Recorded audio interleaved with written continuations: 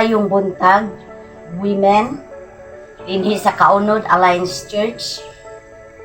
Ang Ginoo magapanalangin kaninyong tanan, ilabi na ni ini nga tuig 2025. Tungod kay mao kini ang primero nga adlaw, January 1. Salamat kaayo sa Ginoo sa daghang makatuigan nga nagkuyog ta alang sa buluhaton sa Ginoo. Salamat sa Ginoo tungod kay gitagaan pa kamo niya og dugang pailog pagantos alang sa buluhaton sa Ginoo. Hoping nga kung kita nagkahiusa dinhi sa Kaunod Alliance Church, mubalik ang Ginoo, magkausa gihapon kita. Salamat sa inyong mga pag-ampo.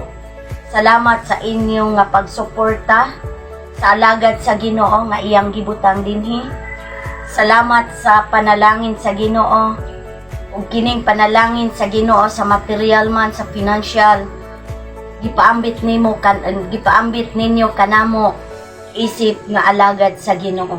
Wala mi ikabalos ni ana apan ang Ginoo magapadayon magabalos kaninyong tanan nga ligunon pagayud kamo sa Ginoo. Ang ako'y kasulti kaninyo sa Joshua 1:9 nagaingon siya didto, wala ko ba ikaw sultihi pagmalig-on ka, ayaw pagtalaw, kundili magauban ako kanimo hangtod sa katapusan sa kapanahunan. So dalaygon ang Ginoo so walay katapusan. January 1, 2025 ang Ginoo magapadayon, magapanalangin kaninyo. Happy New Year sa tanan. Sa mga amen, salamat sa inyong pagsuportar sa mga bulletin. Talagang kayo Diyos sa inyo. Ito nga pagpanalagad niya sa Ginoo sa tanan ng mga men sa Kaunod. Sibar sa Kaunod. So, talagang kayo siya. Kita nga mga men, kita mo ang puso dito sa simbahan.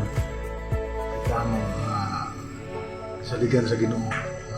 Lambo siya ng buluhaton. Inawat pa nga yung buluhaton na itong 2025.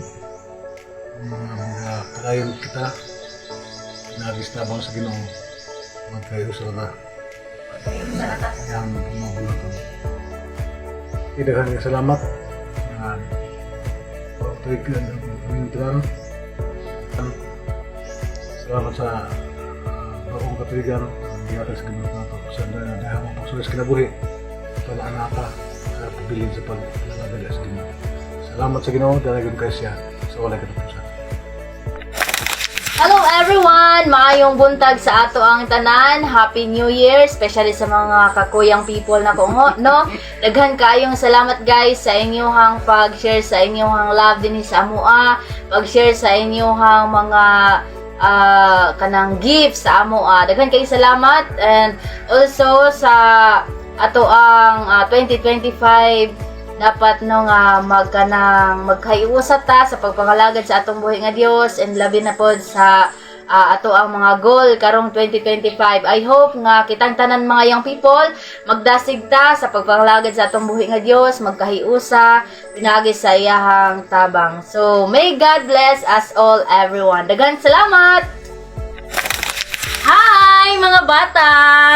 Sa inyong pangpulong sa Ginoo diya sa Proverbio 20:22 balasaya ang bata diya sa dalan niya ang pagalangtan kung siya matigulang dili siya mobiya gikan ni ana. So I pray and I hope na mag-grow mo spiritually, physically, emotionally, o nalagon kay ang atong buhi nga Dios sa inyong mga usa. God bless us all. Kami mapasalamaton sa kanunay. Happy New Year!